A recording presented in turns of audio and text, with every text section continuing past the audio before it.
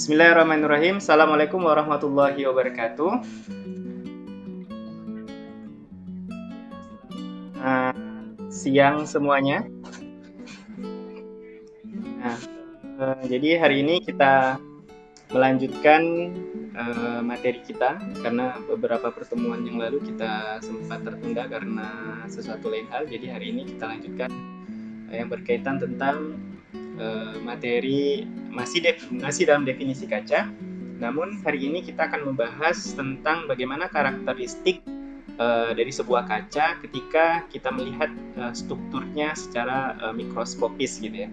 Jadi pada pertemuan sebelumnya kita sudah membahas bagaimana kaca itu diidentifikasi, bisa diketahui dari secara fisiknya, kemudian dari secara kasat mata gitu ya, kemudian bagaimana cara kita membuktikannya dengan cara mementingkannya dan seterusnya itu sudah. Namun secara struktur kita harus lebih bisa memahami perbedaan kaca dan kristal itu dari sebuah uji ya, yang memang salah satu uji yang menentukan apakah sebuah bahan itu termasuk dalam kaca ataukah dia kristal. Nah, seperti itu. Baik, di sini jadi pertanyaannya adalah, lalu bagaimana kita dapat mengetahui sebuah benda bening tersebut kaca atau kristal? Nah, ini yang memang harus kalian pahami gitu ya. Jadi apakah benda itu dia termasuk ke dalam, katakanlah dia kaca gitu ya, ataukah dia dalam sebuah kristal gitu ya. Nah, ini yang harus dipahami ya, dengan menggunakan sebuah uji karakteristik ya yang akan kita pelajari. Nah, seperti itu. Nah, pada dasarnya di sini tentu kita tidak bisa membedakan secara fisik atau secara kasat mata secara tepat ya, tapi cuman kalau prediksi itu bisa kita prediksikan gitu ya. Yang kemarin yang sudah kita melihat video juga, kemudian membahasnya juga. Nah, di sini untuk membedakan sebuah bahan transparan, jadi baik itu kaca maupun dia kristal, itu benda sama-sama memiliki satu ciri yang sama, yaitu transparan ya. Nah, apakah kaca atau kristal, maka perlu dilakukan pengujian struktur atom. Nah, kalau sudah kita uji struktur atomnya, maka ini tidak bisa dipungkir lagi, karena struktur atomnya itulah yang membedakan antara sebuah kaca dengan kristal, dimana yang sudah kita bahas bahwa sebuah kaca itu pastilah dia memiliki struktur yang tidak teratur atau range keteraturan yang tidak terlalu panjang, sementara kristal dia memiliki sebuah range keteraturan yang panjang gitu ya, dan strukturnya yang memang teratur gitu ya. Nah, kemudian pengujian struktur atom penyusun bahan itu dapat dilakukan dengan menggunakan metode yang disebut dengan difraksi sinar X atau yang dikenal dengan XRD. Nah, pengujian XRD ini yang memang banyak para ahli atau penelitian gitu ya, ketika memfabrikasi atau membuat sebuah kaca, maka langkah yang pertama untuk membuktikan apakah bahan atau material yang sudah difabrikasi atau dibuat tersebut benar-benar kaca atau tidak, itu pengujian yang awalnya itu adalah dengan menggunakan XRD atau X-ray diffraksi gitu ya. Nah, berbicara tentang difraksi sinar X gitu ya, tentunya konsep dasarnya adalah difraksi gitu ya. Konsep dasarnya adalah di sini adalah difraksi ya. Nah, jadi difraksi ini istilahnya ya, kalau dalam optika itu adalah salah satu sifat daripada gelombang ya kan. Sifat daripada gelombang cahaya adalah mengalami difraksi, polarisasi, kemudian interferensi dan lain sebagainya. Nah, difraksi ini prinsip dasarnya ini yang digunakan untuk menentukan sebuah struktur atom. Nah, ini juga berkaitan nanti tentang fisika zat padat gitu ya. Nah, sekarang pertanyaannya adalah, apa perbedaan difraksi yang Anda pahami dengan difraksi sinar X? Nah, yang sudah kalian pelajari mungkin di mata kuliah optika itu ada difraksi ya. Nah, apa bedanya antara difraksi yang biasa dengan difraksi sinar X? Nah, di sini kita akan mengulas ya. Nah, ini prinsip dasar ya, prinsip dasar daripada difraksi. Ini pada optika fisis ini yang kita pelajari ya, difraksi. Jadi seperti biasa ya, difraksi itu merupakan peristiwa apa istilahnya pelenturan ya, sebuah muka gelombang, pelenturan sebuah muka gelombang ketika dia melewati sebuah celah sempit gitu ya. Nah, itu yang disebut dengan difraksi kisi. Kalau dikatakan difraksi kisi, maka celah sempitnya itu berupa kisi difraksi. Yang sudah kalian pahami mungkin kalau untuk menentukan jarak antar celahnya itu D sama dengan 1/N. Nah, ini yang sudah kita pelajari waktu lalu di mata kuliah optika fisis, di mana D atau jarak antar celah itu atau lebar celahnya itu sama dengan 1/N. Ini adalah bilangan kisi yang disebut dengan banyaknya goresan per tiap milimeter. Nah, ini yang harus kalian ingat-ingat ini. Nah, ini adalah simulasi ya, yang mungkin sudah tidak asing lagi. Misalnya ini ada sebuah gelombang gitu ya, sebuah gelombang cahaya. Ya, ini melewati sebuah celah, di mana celah ini lebarnya adalah A, tapi ini terdiri dari beberapa kisi-kisi gitu ya. Ini kelihatan ini. Terdiri beberapa kisi-kisi. Kemudian di sini dihadapkan pada sebuah layar yang akan menangkap istilahnya pola daripada difraksinya. Nah, di sini syarat daripada yang harus dipenuhi adalah bahwa untuk D di sini ada jaraknya, ini jarak antara kisi di sini dengan layar itu lebih besar daripada jarak celahnya. Maka di sini kita mengetahui bahwa sudut daripada theta yang ini ya itu sama dengan yang ini juga, maka berlaku persamaan bahwa Y sama dengan apa Y sama dengan M dikali lambda dikali D dibagi dengan A, di mana Y ini adalah jarak antara terang pusat di sini, ini akan terbentuk pola terang pusat di sini, kemudian ini adalah terang pertama. Nah, seperti itu. Itu yang disimbolkan dengan Y di sini. Jadi Y di sini itu kita dapatkan formulasinya sama dengan M dikali lambda. M itu apa? Itu orde. Ini orde terang keberapa? Ini terang pertama, ini terang kedua, dan seterusnya terang ketiga. Nah, kalau di sini dilihat ini, ya di bawahnya. Ini adalah terang pusat, kemudian ini adalah terang pertama, ini terang kedua. Jadi ini adalah M di sini adalah 0, di sini adalah M sama dengan 1, di sini M2 dan seterusnya. Maka dikalikan dengan lambda. Lambda itu panjang gelombang yang digunakan di sini, ya. Di sini adalah panjang gelombang yang digunakan untuk apa istilahnya ya? Untuk memahami peristiwa difraksi itu sendiri. Jadi gelombang dilewatkan dengan panjang gelombang sebesar alfa di situ.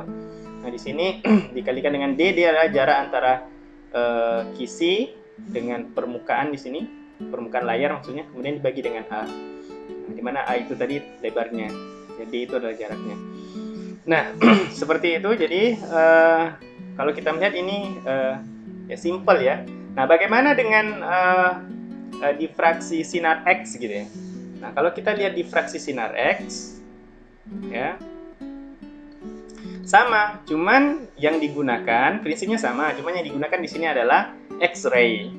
Jadi digunakan adalah sinar X. Kalau difraksi optika yang kita pelajari itu adalah cahaya tampak, ya sinar cahaya tampak ya yang yang kita gunakan ya, cahaya gelombang tampak. Kalau di sini menggunakan sinar X. Nah, prinsipnya kan sama nih, seperti ini. Jadi di sini adalah kisi, kemudian ini kristal. Nah, kristal ini yang apa istilahnya ya? Bukan kristal ya, tapi bahan yang akan diuji. Ini adalah bahan yang diuji ya. Diuji apakah dia ini kristal ataukah dia amorf gitu ya, ataukah dia amorf.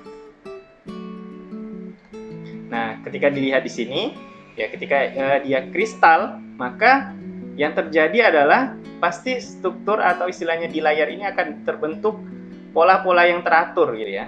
Jadi kalau polanya, pola difraksinya,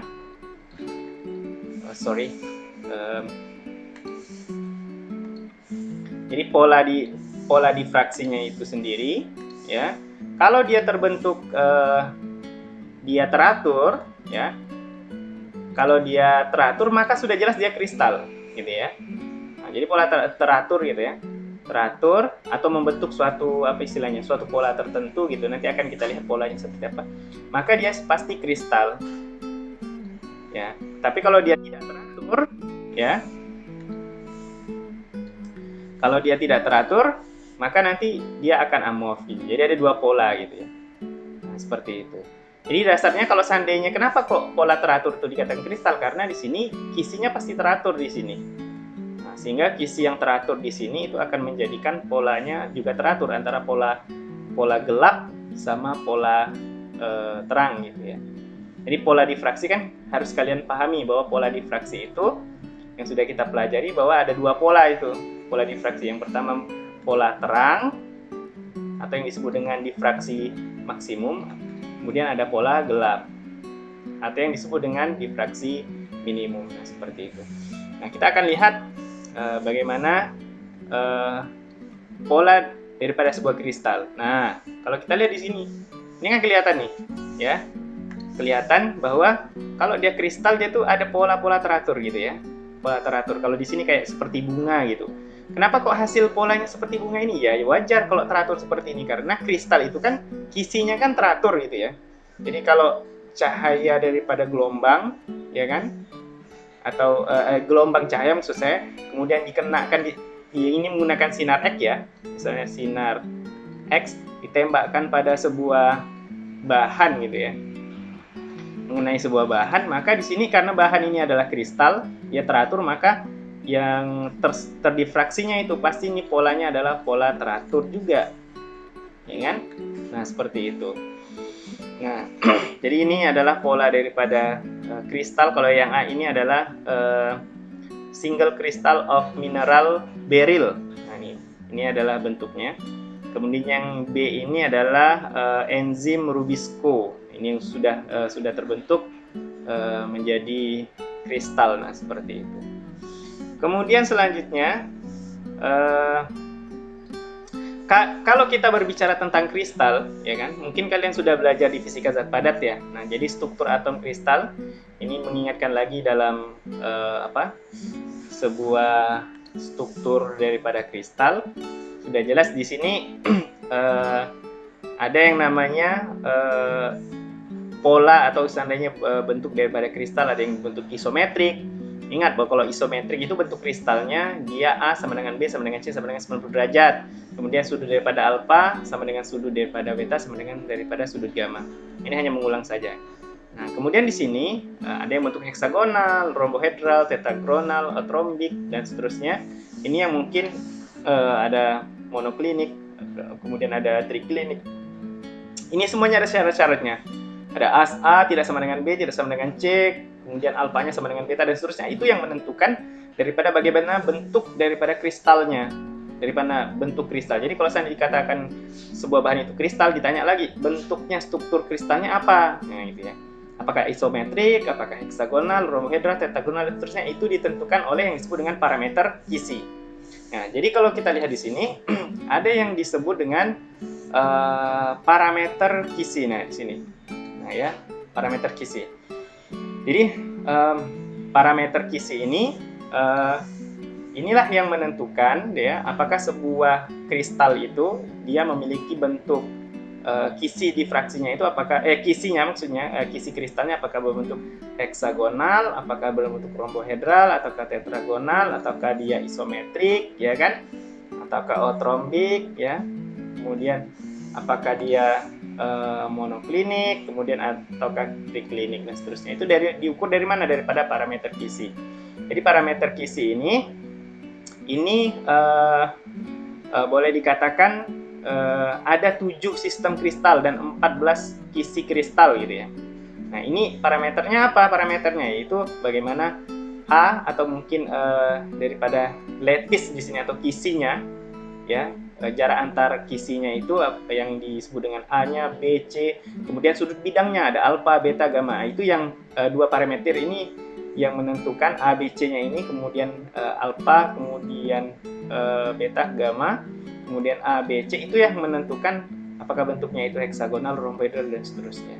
Jadi ini dikatakan bahwa lattice atau kisi itu sebuah susunan titik yang teratur dan periodik di dalam ruang. Jadi berdasarkan parameter kisi itulah yang dijadikan ada yang katakan di sini ada 7 sistem kristal dan 14 kisi kristal. Nah, seperti itu. Ini mungkin diperdalam pada mata kuliah fisika zat padat ya, kalau tidak salah. Ya, fisika zat padat. Nah, kemudian selanjutnya kita melihat bagaimana dalam yang namanya difraksi XRD gitu ya, X-ray diffraksi, untuk menguji sebuah bahan apakah dia kristal ataukah dia amorf, itu prinsipnya sama ya, sama yang digunakan pada difraksi secara umum yang sudah kita pelajari dalam mata kuliah optika fisis, yaitu dengan menggunakan apa? Dengan menggunakan yang namanya hukum Bragg. Nah, seperti itu. Ya, ini prinsip dasarnya di situ. Nah, asumsinya begini. Jadi kalau dilihat gitu ya, di sini ada yang tadi itu, yang kisi-kisi itu ya, ada kisi-kisi ya, strukturnya yang teratur seperti ini gitu ya. Ini strukturnya teratur ya. Jadi ini adalah susunan daripada atom-atomnya atau kisi-kisinya.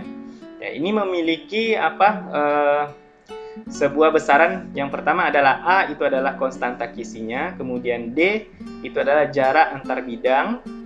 D itu ini, antara bidang ini. Jadi mungkin ini layer pertama atau bidang yang pertama gitu ya. Jadi kalau dilihat dari penampang samping gitu ya. Nah, jadi dilihat dari penampang samping daripada sebuah kisi seperti ini. Nah, di sini ditembakkan sinar, kemudian dipantulkan lagi, ya. Nah, kalau dilihat dari samping di sini, nah itu seperti ini. Jadi ada layer-layernya, ya, ada layer-layernya. Ini layer pertama, kemudian ini layer kedua daripada susunannya, ini layer ketiga. Nah, sama juga dengan ini layer pertama, ya. Kemudian ini layer kedua, ini layer ketiga, nah, seperti itu. Nah, jarak antar bidang itu yang ini, yang jarak antar bidang. Jarak antara layer yang pertama yang di atas ini dengan yang kedua. Itu disebut dengan D di sini, jarak antar bidang. Kemudian HKL ini indeks bidang. Ya, HKL ini indeks bidang. Nah, kemudian kalau A yang mana? A kalau seandainya dalam parameter dalam sebuah kisi seperti ini, ya. Ini yang namanya A itu adalah jarak antar ini, titik daripada dua titik kisinya ini disebut dengan A. Ya, jarak antar atau disebut dengan konstanta kisi, jarak antar kisi gitu ya. Nah, kalau ditembakkan tentulah misalnya ada dua buah sinar ya, dua buah gelombang itu ya, ditembakkan des gitu ya. Yang bagian satu ini ya, ini mengenai yang bidang pertama, bidang atas, bidang layer yang pertama atau bidang atas yang pertama. Kemudian yang kalau kedua ini ditembakkan ini kena ke bidang yang kedua. Ya, kena ke bidang kedua. Kemudian dipantulkanlah nih, dipantulkan ke sana. Ya, dipantulkan ke sana. Nah, ketika dipantulkan, maka kan ada superposisi ya, ada interaksi antara gelombang yang pertama dengan gelombang yang kedua. Nah, ini akan mengalami interferensi atau superposisi, sehingga kalau digabungkan antara gelombang yang pertama, gelombang kedua, dia bisa saja dia saling menguatkan, bisa juga dia saling meniadakan. Nah, kalau dia saling menguatkan, yang sudah kita pelajari, kalau seandainya misalnya ini ada gelombangnya seperti ini satu, kemudian ditambah lagi ini gelombangnya kedua, nah kita tambahkan gitu ya. Ini daripada beam yang pertama, ini yang kedua. Kalau dia saling menguatkan, dia sefase seperti ini. Jadi ini yang satu mulai dari ke atas kemudian ke bawah. Kalau ini juga atas yang ke bawah. Nah, kalau ini ditambahkan antara beam yang pertama dengan beam yang kedua, maka dia tentunya akan konstruktif, saling menguatkan gitu ya. Nah, dia saling menguatkan. Kenapa kok saling menguatkan? Karena dia sefase. Nih, fasenya mulai dari atas gitu ya. Maka yang terjadi adalah dia pasti, nah, dia konstruktif gitu ya. Konstruktif. Jadi saling menguatkan. Namun kalau dia berbeda fase, ya, misalnya dia berlawanan fase, seperti ini misalnya. Yang satu fasenya mulai dari atas, gitu ya. Kemudian beam yang kedua fasenya terbalik, dia mulai dari bawah ke atas. Nah, seperti ini. Maka kalau ditambahkan seperti ini, jadinya apa? Jadinya saling meniadakan. Nah, Nah, ini pola ini yang pola gelap atau pola gelap ya. Kalau tadi polanya pola terang, ya. Nah, seperti itu. Jadi simpelnya seperti itu memahami peristiwa difraksi. Ya, apapun bahan yang digunakan untuk mendifraksikan, ya, apakah bahannya kristal, amorf, tetap kita bisa baca polanya. Polanya apakah dia terbentuk pola gelap dan terang. Cuma bedanya sudah jelas tadi, kalau seandainya polanya teratur, maka sudah jelas kisinya juga teratur. Nah, kisi yang teratur itu adalah kristal. Tapi kalau polanya yang tidak teratur, maka kisinya juga tidak teratur. Kalau kisinya tidak teratur, berarti struktur atomnya tidak teratur. Nah, berarti itu bukan kristal, tapi itu adalah amorf. Nah, simpelnya seperti itu. Nah, kemudian seperti ini. Jadi ini sama, lanjut tadi penjelasan tadi gitu ya. Jadi kalau kita lihat ini ada incident light, kemudian ada reflected light gitu ya. Jadi kalau kita lihat ya dan seterusnya, ini adalah pola daripada persamaan daripada difraksi ya, hukum Bragg pada XRD ya. Nah, seperti itu. Ya, sama. Ini adalah 2 gelombang, di bawahnya 3 gelombang. Jadi tetap sama kalau seandainya dia terbentuk dia maksimum. Nah, ini kan gelombang di atas nih, ini gelombang di bawah. Kalau kita tambahkan, nah tergantung di sini di layarnya ini. Di layarnya apakah dia terbentuk polanya pola gelap ataukah terang, seperti itu. Kemudian nah seperti ini. Ya, nah ini hasilnya gitu ya. Hasil pembacaannya gitu ya. Jadi hasil rekaman XRD untuk menentukan apakah bahan itu apakah dia kristal ataukah dia amorf. Nah, dari hasil ini, jadi ini kan gelombang datangnya. Di sini gelombang yang sudah terdifraksi nih. Dia pasti ada 2 pola. Polanya apakah dia gelap ataukah dia saling meniadakan ataukah dia saling menguatkan. Nah, seperti itu. Nah, tentu kalau seandainya di sini dia polanya teratur, pasti akan terjadi interferensi maksimum. Ya kan? Sudah jelas. Pasti akan terjadi interferensi maksimum atau disebut dengan pola terang, atau yang mungkin pola terang itu ditandai dengan apa? Ditandai dengan intensitasnya ya. Intensitas daripadanya itu tinggi ya. Tinggi. Intensitas daripada gelombang atau mungkin gelombang yang sudah terdifraksi itu intensitasnya tinggi di situ.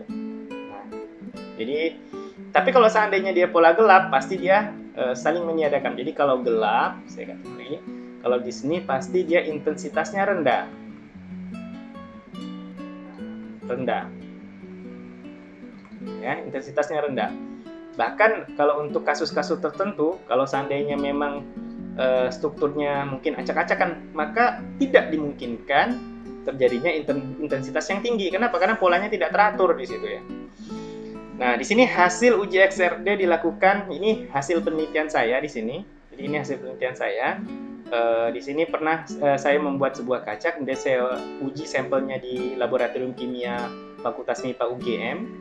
Itu kemudian di sini rentang sudut difraksinya itu adalah 20 derajat sampai dengan 80 derajat dengan interval sudut itu setiap 0,02.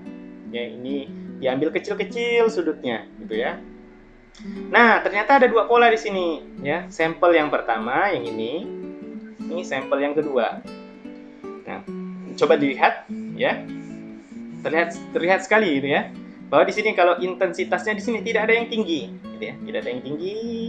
Semuanya landai seperti itu. Tidak ada puncak-puncak. Ya, puncak-puncaknya tidak ada. Sementara kalau di sini yang sampel kedua ini ada puncaknya, intensitasnya sangat tinggi. Gitu ya. Kemudian turun ada tinggi lagi, dan seterusnya ya. Kalau dilihat ini pada sudut kurang lebih ya sudut 30 derajat lah, itu memiliki intensitas yang sangat tinggi sekali di sini. Nah, seperti itu. Nah, ini menunjukkan ya bahwa sampel yang pertama ini tidak sampel yang pertama ini menyebabkan peristiwa difraksinya tidak ada difraksi konstruksi atau disebut dengan difraksi maksimum. Nah, berarti sini kita bisa menafsirkan kalau seandainya tidak ada interferensi maksimumnya, berarti di sini strukturnya tidak teratur. Kenapa tidak teratur? Karena pastilah kalau strukturnya tidak teratur itu tidak menjadikan hasil difraksinya intensitasnya tinggi gitu, atau tidak mungkin terjadi interferensi maksimum atau difraksi maksimum gitu ya. Nah, berarti kesimpulannya di sini adalah ini adalah merupakan sampel kaca atau disebut dengan amorf. Nah, Sementara ini, oh ini ada pola puncaknya ya, puncak tinggi kemudian rendah tinggi lagi. Oh berarti ada interferensi maksimumnya. Berarti kalau interferensinya ada interferensi maksimum, maka polanya pasti teratur ini, kan gitu. Nah, kalau polanya teratur sudah kita jelas katakan seperti ini ya. Ini kan polanya teratur nih. Nah, sudah jelas ini kita katakan sampel kedua ini merupakan kristal. Nah, jadi pertanyaannya Pak, hasil XRD itu apakah grafik ini? Ya, hasil XRD itu adalah grafik ini. Dari hasil pembacaan alatnya, grafik ini, baru kita bisa menyimpulkan apakah bahan kita yang kita buat itu, apakah dia kaca, ya, apakah dia kaca, ataukah dia kristal. Nah, gitu. Ini simple gitu ya. Jadi konsepnya dengan menggunakan difraksi atau disebut dengan hukum Bragg gitu ya. Tapi sinar yang digunakan tentunya adalah sinar XRD. Nah, pertanyaannya Pak, kenapa kok pakai sinar X-ray? Ya, sinar X gitu ya. Kenapa enggak pakai cahaya yang biasa Pak, cahaya tampak gitu ya? Kenapa kok pakai sinar X? Sudah jelas, karena sinar X ini memiliki panjang gelombang yang sangat kecil yang dapat menembus bahan sampai ke struktur atom. Nah, gitu ya. Struktur daripada kisinya gitu ya. Jadi sinar X ini kita gunakan untuk menentukan struktur daripada kristal. Kenapa? Karena sinar X ini memiliki panjang gelombang yang sangat kecil sehingga dapat menembus daripada struktur atomnya itu ya, struktur atom daripada bahan.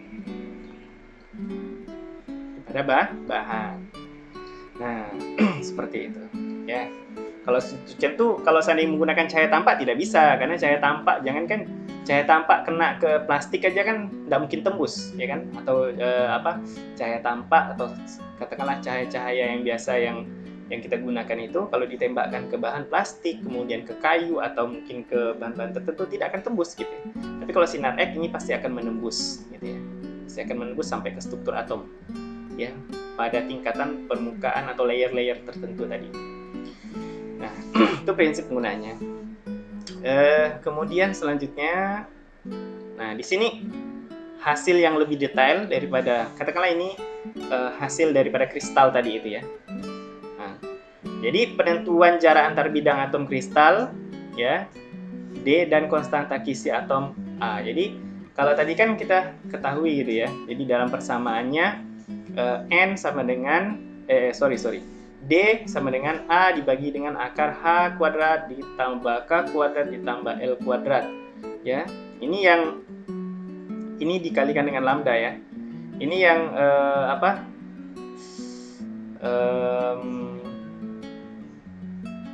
lambda dikali N ya, ini dikali dengan N. Nah, sehingga ini pola-pola yang grafik ini kan kalau dilihat ini kan ada puncak kristalnya nih, puncak kisinya ya, puncak-puncaknya. Puncak-puncak ini memiliki kode 111 misalnya. Ini yang menentukan nanti strukturnya seperti apa gitu ya. Puncak-puncak kristal ini. Kalau di sini kan 111. Nah, itu yang disebut dengan istilahnya ya, HKL-nya gitu ya. Di HKL-nya. Kalau dikatakan tadi itu yang disebut dengan apa tadi HKL? Disebut dengan yang ini indeks bidangnya gitu ya. Di HKL itu yang indeks bidang. Ya, jadi kalau kita lihat di sini ya. Jadi kalau seandainya 111 berarti polanya seperti apa? 11 kita masukkan berarti ini di sini 111 gitu ya. Kemudian nanti dari ini lambdanya kan ketahuan nih, lambdanya berapa digunakan. Kemudian di sini juga sudutnya juga bisa diketahui. Kemudian istilahnya A ini dapat dihitung dengan menggunakan N dikali 2 sin theta akar HKL dan seterusnya. Nanti dapatlah konstanta A-nya berapa, konstanta kisinya berapa. Ya. Jadi contoh misalnya jika seberkas sinar X ini dengan menggunakan panjang gelombangnya 0,1540 nanometer ini ditembakkan pada bahan dan hasil XRD ditunjukkan pada gambar di atas. Tentukan jarak antar bidang atau disebut dengan tentukan D-nya berapa ya. D pertama atau jarak antar bidang pertama ya, dimana N-nya pasti sama dengan 1 dan konstanta kisinya sama dengan A. Ini bisa dicari gitu ya. Jadi N-nya kan sudah dapat nih 1, Kemudian tentu ini juga bisa diketahui, pastilah D bisa dicari gitu. Nah, dari perhitungan rumus-rumus ini nanti baru kita ketahui bahwa A-nya berapa, ya kan? B-nya berapa, C-nya berapa, dan seterusnya. Nanti baru diketahuan apakah strukturnya itu apakah dia outrombik, apakah kubik, dan seterusnya. Ini yang digunakan biasanya dalam menentukan struktur daripada kristal, seperti itu. Kemudian selanjutnya di sini, nah ini ya tadi yang saya katakan tadi ini. Jadi dari hasil XRD juga dapat ditentukan struktur atomnya. Jadi tadi ini A-nya sama dengan N ini kan dia layer keberapa gitu, N sama dengan 1, artinya kalau N sama dengan 1 berarti jarak antara bidang pertama dengan bidang kedua dibagi dengan 2 kali sin theta. Ini adalah sudut yang tadi itu, sudut berapa dia ditembakkan, seperti misalnya ini ya, misalnya ini bidangnya ini ya, kemudian ditembakkan sinar X-nya gitu ya, tep, dan tetap. Nah, di sini berapa sudutnya di sini, ya kan? Kemudian HKL ini diperoleh dari mana? Ini diperoleh dari puncaknya ini. Nah, ini ketahuan nih. Kalau untuk apa istilahnya, gamanya berapa, alfanya berapa, dan seterusnya.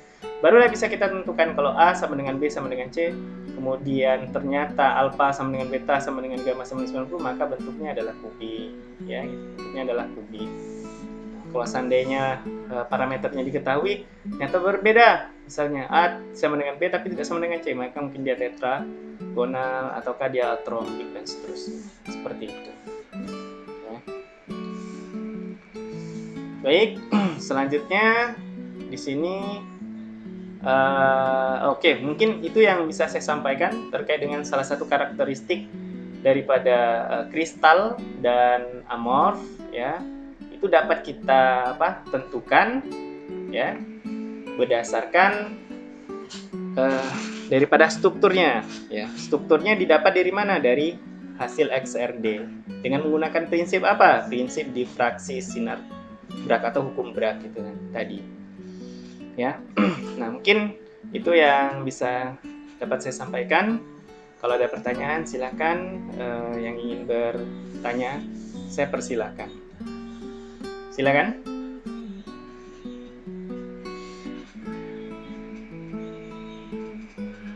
Gloria. Oh gitu.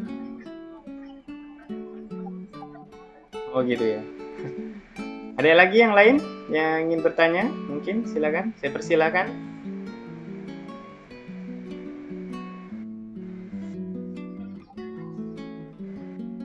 Tidak ada? Yang Rafika, Wani Sabitri, silakan. Saya membuka kesempatan. Kalau ada yang ingin bertanya, silakan. Margareta? Cukup jelas. Mana lagi nih?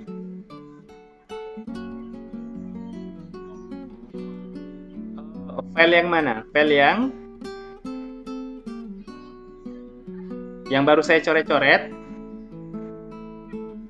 Oke, yang saya coret-coret ini sudah saya rekam dalam bentuk video.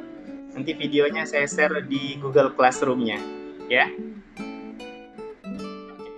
Baik, kalau tidak ada pertanyaan, ya jangan lupa silakan absen karena absen ada batasan waktunya. Ya, besok kita bertemu kembali ya untuk melanjutkan materinya. Mungkin bisa diingatkan teman-temannya ya yang lain untuk perkuliahannya sesuai dengan jadwal ya. Ini kalian berarti sambil magang 3 ya? Oke. Ada kendala magang 3-nya?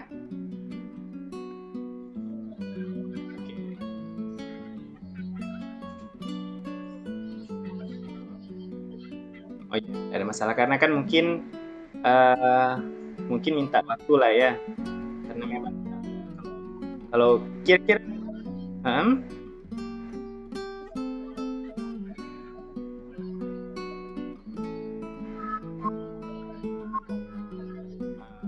Oke, sip. Oke lah. Jangan lupa ya nanti konsultasi ke dosen pembimbing kalau seandainya ada kendala terhadap magang dan kuliah ya.